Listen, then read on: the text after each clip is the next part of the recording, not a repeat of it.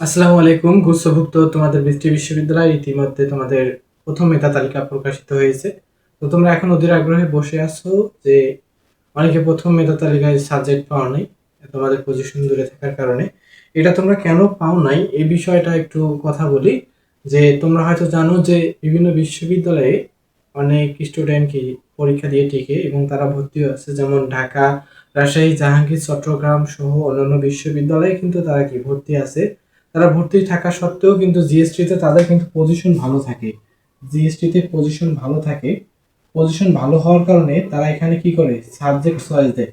Position ভালো থাকার কারণে তারা এখানে সাবজেক্ট চয়েস দেয়, মোটামুটি একটা ইউনিভার্সিটি চয়েস দেয়। ওই একটা ইউনিভার্সিটি যখন তারা চয়েস দেয়, একটা ইউনিভার্সিটি যখন চয়েস দেয়, তো চয়েস দেওয়ার কারণে সেই ইউনিভার্সিটিতে কারা কি সাবজেক্ট পায়, সেই ইউনিভার্সিটিতে তারা কি করে সাবজেক্ট পায়। আনফরচুনেটলি দুর্ভাগ্যবশত তারা শুধু সাবজেক্টটা দেখার কারণে কি তারা কি সাবজেক্ট পায় এটা তাদের একটা আকাঙ্ক্ষা থাকে। এই আকাঙ্ক্ষাটা পাওয়ার জন্য কিন্তু তারা কিন্তু সাবজেক্ট চয়েস দেয়। তারা কিন্তু ভর্তি হওয়ার উদ্দেশ্যে সাবজেক্ট চয়েস দেয় না। ভর্তি হওয়ার উদ্দেশ্যে সাবজেক্ট চয়েস দেয় না।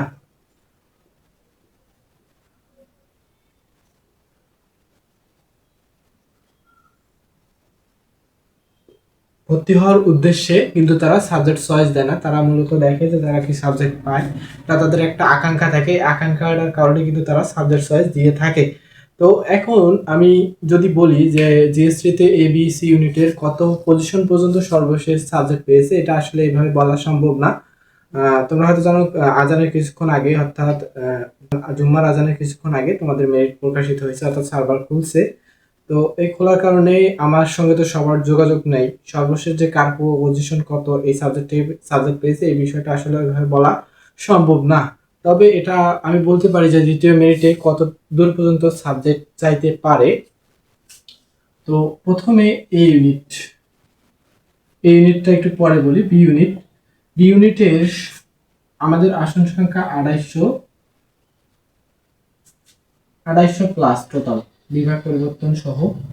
এবং এখানে আমাদের ২৮০০ প্লাস, এখানে মোটামুটি সাবজেক্ট পেয়েছে ফার্স্ট মেরিটে ৩২০০ প্লাস পর্যন্ত আশা করা যায়। কিন্তু এখানে চয়েস যারা বেশি দিছে তারা সাবজেক্ট পেয়েছে হয়তো আরো দুই, মানে আরো হয়তো পজিশন ৫০-১০০ আগে থাকতে পারে, এটা ধারণা যায়। সি ইউনিটে আমার মনে হয় ২২০০ সিট, এখানে সাবজেক্ট পেয়েছে তোমার হচ্ছে ২৬০০ প্লাস সামথিং, আশেপাশে যারা আছে তারা সাবজেক্ট পেয়েছে।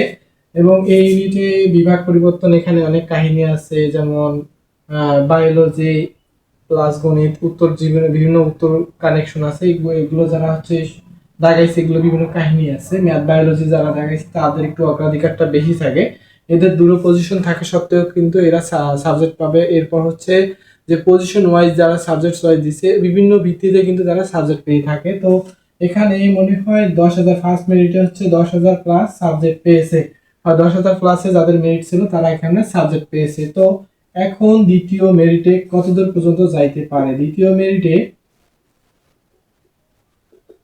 মেরিটে তোমাদের ইউনিটে যাইতে পারে ১৩,০০০, সর্বোচ্চ ১৩,০০০। এটা হচ্ছে ম্যাথ